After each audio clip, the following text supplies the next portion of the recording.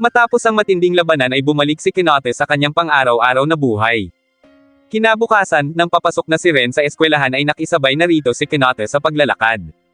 Doon ay napag-usapan nila ang tungkol sa naganap na karera kahapon. Humingi si Kenote ng paumanhin sa dalaga dahil sa pagsikreto niya ng tungkol sa pagsali niya sa MFG. Dahil doon ay nakonsensya si Ren kaya naisip nitong aminin na kay Kenote na isa siya sa mga angel ng MFG. Ngunit nang susubukan na sana niyang sabihin kay Kenote na siya ang angel number 7 ay bigla namang dumating si Ogata kaya nasayang ang pagkakataon niya. Huminto kasi ang Noy nakamotorsiklong si Ogata para imbitahan si Kenote na pumunta sa auto shop mamayang hapon dahil darating umano ang engineer na ikinwento ni Aba noon na si Hiroya Okayama para palakasin ang GT86. Nang pumayag na si Kenote sa imbitasyon ni Ogata, ay nabaling naman ang atensyon nito sa dalagang kasama ng binata.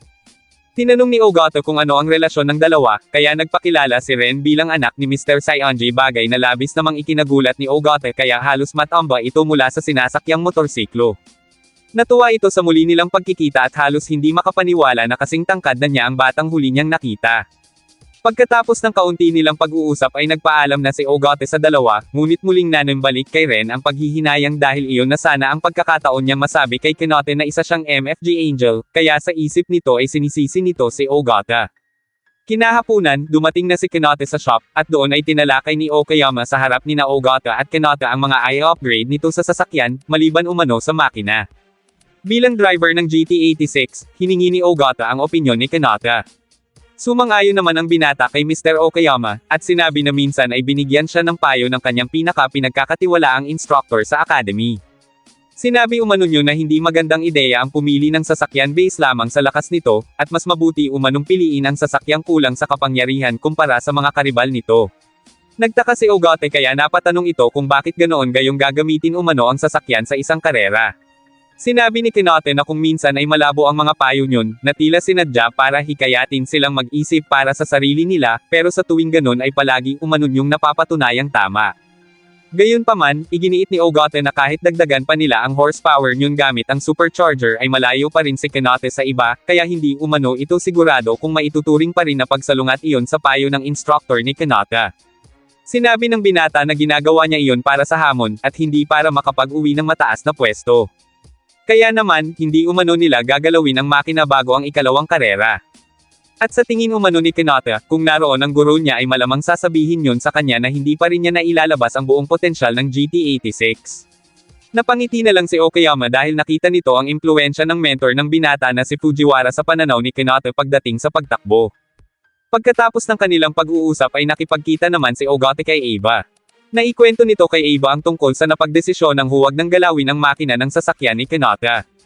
Maging si Aba ay inisip na kailangan ni Kenote ng mas malaking lakas ng makina kesa sa kahit ano pa man sa ngayon, lalo na at mas patag umano ang susunod na kurso kumpara sa unang karera. Ibig sabihin, wala nang mga pababang bahagi ng kalsada na makakatulong kay Kenote, at kung tutuusin, mas lalo pa umano iyong magiging mahirap para sa binata. Sinabi ni Ogata na iyon ang kagustuhan ni Kenote, at sinusunod lang umano nila ang payo ni Okayama na mula sa spiral. Nagulat si Aba nang marinig ang pangalan ni Okayama, at sinabing mas alam ng lalaking iyon kaysa sa karamihan kung paano mag-tune up ng sasakyan. Kilala rin umano iyon sa husay pagdating sa underbody setup, kaya sinabi ni Aba na kung si Okayama ang nagsabi ay siguro ayos lang iyon. Pagkatapos ng usapang iyon ay nabanggit ni Ogata kay Aba na nakita niya kanina si Kenote na may kasamang dalagita habang naglalakad. Bahagyang nagulat si Aba at agad na tinanong si Ogata kung cute ba iyon. Ngunit mabilis ding idinugtong ni Aba na kahit gaano pa iyon kaganda, kung nag-aaral pa rin ay bata pa rin ang tingin niya roon. Nang sumunod na araw, nakita ni Ren na bihis si Kenote kaya inisip nito na lalabas sila para sa lugar na hinahanap nila, pero sinabi ni Kenote na may iba siyang lakad. Dahil doon ay nagpasama na lang si Ren kay Wakana at pumunta silang dalawa sa Kamakura para hanapin ang gusali na nasa litrato. Matapos ang mahabang paglalakad ng dalawa ay pumunta muna ang mga ito sa isang kafe para kumain. Ngunit laking gulat ni Ren nang makita na naroon si Kenote, at suot nito ang uniforme ng mga staff. Pabulong na sinabi ni Kenote na nagpa-part-time job siya doon kaya hindi siya pwedeng makipag-usap ng matagal kay Ren bilang customer. Kinahapunan, sabay na naglakad pa uwi sina Ren at Kenote, at doon tinanong ng dalaga kung bakit nagpa-part-time job pa si Kenote gayong may napanalunan naman itong pera sa naganap na karera.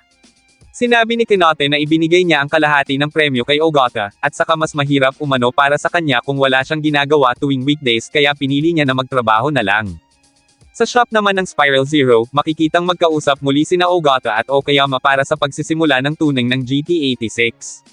Habang kinukumpuni ang sasakyan ay tinalakay ni Okayama ang mga gagawin doon. Sinabi rin nito na mukhang medyo nadismaya si Ogata noong napag-usapan nila na huwag munang galawin ang makina, pero iyon ay dahil hindi pa umano lubos na nauunawaan ni Ogata ang tunay na kalikasan ng MFG. Dapat umanong malaman ni Ogata na ang pagbabago pa lang sa suspension ay maaaring magpabilis na ng sasakyan. Ramdam umano ni Okayama na mas mabilis ang sasakyang iyon kaysa sa inaakala ni Ogata kapag handa na iyon. Naniniwala rin umano si Okayama na si Kinote ay isang henyo sa pagmamaneho na nasa ibang level talaga. Makalipas ang ilang araw, sinubukan na ni Kinote ang sasakyan, at kasama nito si Ogata na no'y halos maiyak na sa takot dahil sa sobrang bilis ng pagpapatakbo ng binata.